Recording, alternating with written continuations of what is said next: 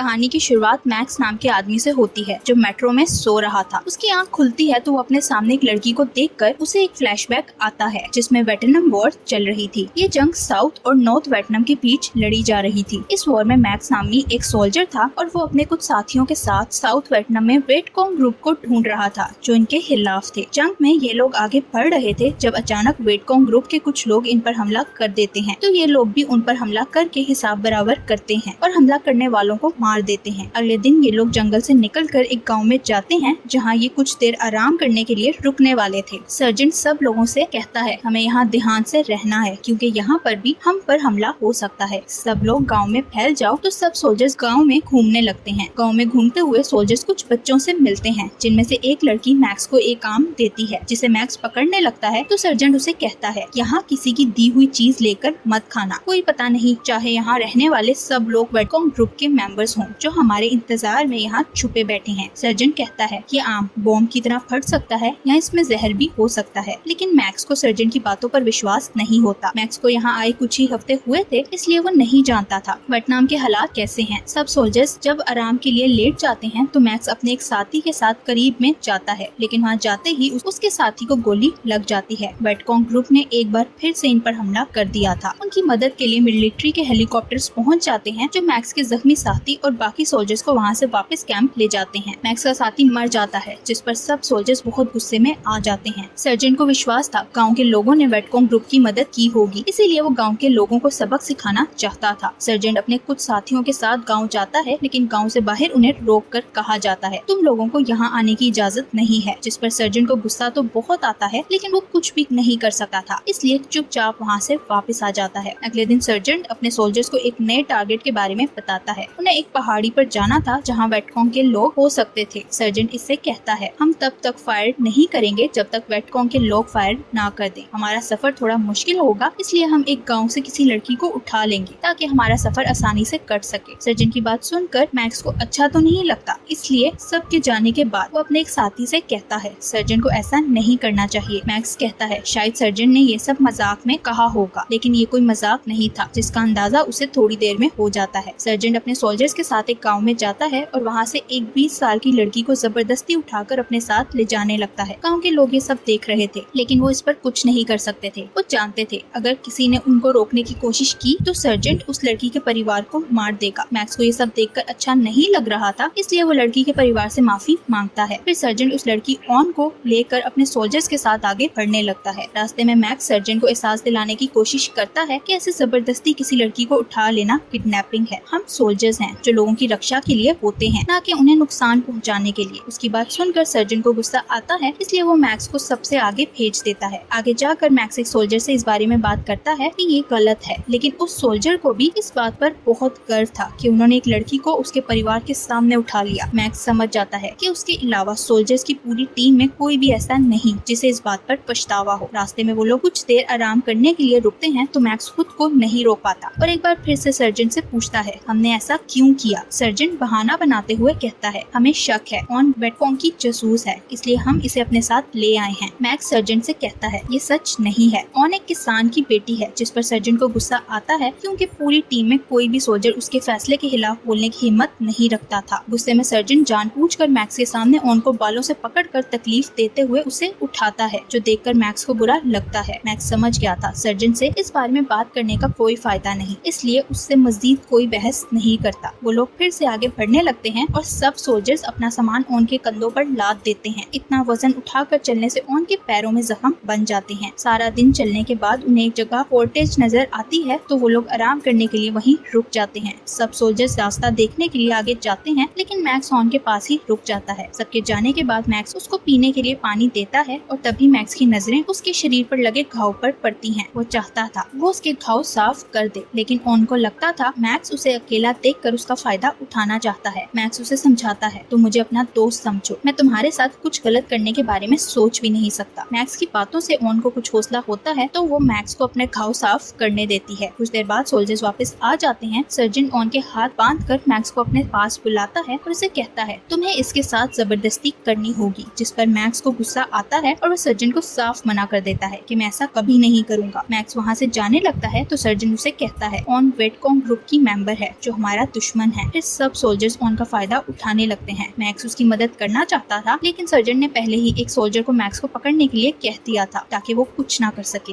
Max को on की चीखों की आवाजें सुनाई दे रही थी, जिससे उसे तकलीफ होती है, लेकिन वो ऑन के लिए कुछ नहीं कर सकता था। मैक्स एक सच्चा सिपाही था जिसने कभी ऐसी चीजों के बारे में सोचा भी नहीं था, लेकिन उसके सामने अपने सोल्जर्स की असलियत आ गई थी। रात को मैक्स देखता है सब सोल्जर्स अपनी इस नीच हरकत पर बहुत खुश थे और एंजॉय कर रहे थे। मैक्स का एक साथी उससे पूछता है, क्या तुम्हें इस आर्मी में मजा आ रहा है? जिस पर मैक्स कहता है, ये आर्मी नहीं है, बल्कि ये सब लोग जानवर हैं। वो कहता है, आर्मी तो लोगों के रक्षा के लिए होती है, लेकिन ये आर्मी दूसरों को नुकसान पहुंचा रही है। इस सारे वाकये के बाद मैक्स टूट चुका था। आर्मी में आने से पहले उसने जितने ख्वाब देखे थे सब बुरी तरह चकनाचूर हो गए थे। अगले दिन वो लोग उस पहाड़ी पर पहुंच जाते हैं जिसके लिए उन्होंने ऑन को किडनैप किया था। पहाड़ी से ये लोग देखते हैं नदी में एक नाव चल रही थी। सर्जन के अलावा बाकी सब सोल्जर्स कॉटेज में वापस जाते हैं और कुछ देर बाद उन्हें फिर से पहाड़ी ये देखने के लिए जाना पड़ता है कि कोई मदद के लिए आया है या नहीं। वो लोग मैक्स को कॉटेज में ऑन के पास छोड़कर वहाँ से चले जाते हैं। उनके जाने के बाद मैक्स ऑन को देखता है जिसकी हालत बहुत खराब थी और वो बहुत घबराई हुई थी। मैक्स उसके पास जाता है, लेकिन वो मैक्स से भी डरने लगती है, जिस पर मैक्स उसे कहता है, तुम्हें मुझसे डरने की जरूरत नहीं, मैं तुम्हारे साथ बाकी सोल्जर्स की तरह जानवरों जैसा बर्ताव नहीं करूंगा। मैक्स उसे खाने के लिए कुछ देता है, जिस पर वो टूट पड़ती है क्योंकि उसे इन लोगों ने अपने साथ लाने के बाद से कुछ भी खाने के लिए नहीं दिया था। ऑन को इतनी बुरी हालत में देखकर मैक्स डिसाइड करता है वो इसकी मदद जरूर करेगा, क्योंकि वो ऑन पर होते जुल्म को देखकर तकलीफ में था। मैक्स ऑन से कहता है, तुम्हें डरने और चिंता करने की जरूरत नहीं, मैं तुम्हारी मदद करूंगा और तुम्हें इस कैद से आजाद कराऊंगा। मैक्स किसी सोल्जर के यहाँ ना होने का फायदा उठाकर उसे कॉटेज से भागने का कहता है। ऑन इस चलती वॉर में किसी पर भी विश्वास नहीं कर सकती थी और न ही वो यहाँ के रास्तों से वाकिफ थी। मैक्स ही था जिस पर वो विश्वास कर सकती थी, इसलिए वो अकेली नहीं जाना चाहती थी। मैक्स समझ जाता है वो यहाँ से अकेली नहीं जाना चाहती, इसलिए वो उसे लेकर वहाँ से निकल जाता है। दूसरी तरफ सर्जन को जब पता चलता है सोल्जर्स ने मैक्स को ऑन के साथ अकेला छोड़ दिया है, तो वो गुस्से से उन्हें डांटते हुए कहता है, तुम लोग बेवकूफ हो। मैक्स ऑन को वहाँ से भगा सकता है। वो सोल्जर्स से कहता है, जाकर ऑन को यहाँ लेकर आओ। तो एक सोल्जर उसे लेने के लिए चला जाता है। रास्ते में ही उसे ऑन और मैक्स नजर आ जाते हैं, जो यहाँ से भाग रहे थे, लेकिन उनकी किस्मत बहुत खराब थी। सोल्जर उन दोनों को पकड़कर सर्जन के पास उस पहाड़ी पर ले जाता है। सर्जन नदी में एक बोट पर वेटकॉन्ग के लोगों को देखता है और कहता है, हमें यहाँ से वापस जाना होगा क्योंकि हम कुछ लोग हैं जो उनका मुकाबला नहीं कर सकते। तभी ऑन खांसने लगती है कि वेटकॉन्ग के लोगों को पता चल जाता है यहाँ सोल्जर्स छुपे बैठे हैं। एक सोल्जर ऑन के मुंह पर हाथ रख कर उसकी खांसी रोकता है। सर्जन कहता है, हमें इसे मार देना चाहिए। सर्जन ऑन को मारने के लिए सोल्जर को एक चाकू देता है, लेकिन वो सोल्जर ऑन को मारने से मना कर देता है क्योंकि वो भी जानता था सर्जन ऑन के साथ गलत कर रहा है। एक सोल्जर के मना करने पर सर्जन सब सोल्जर्स को बारी बारी ऑन की जान लेने का कहता है, लेकिन कोई भी सर्जन की बात नहीं मानता। सर्जन को गुस्सा आता है और वो चाकू पकड़कर खुद ही ऑन को मारने लगता है, लेकिन उसी वक्त मैक्स उसे बचाने के लिए हवा में एक गोली चला देता है। मैक्स सर्जन से कहता है, ऑन को मारने का कोई फायदा नहीं क्योंकि वेटकॉन्ग ग्रुप अब जान चुका है कि हम यहाँ छुपे बैठे हैं। तभी वेटकॉन्ग ग्रुप उन पर गोलियां चलाने लगता है और दोनों ग्रुप एक दूसरे पर फायरिंग करके मुकाबला करने लगते हैं। इस मौके का फायदा उठाकर ऑन वहाँ से भागने लगती है। सर्जन उसे भागता देखकर कहता है, हमें ऑन को मार देना चाहिए, और वो ऑन के पीछे आकर उस पर गोलियां चलाने लगता है। मैक्स उसे बचाने के लिए जाना चाहता था, लेकिन तब तक सर्जन उसके शरीर को गोलियों से छलनी करके उसे ब्रिज से नीचे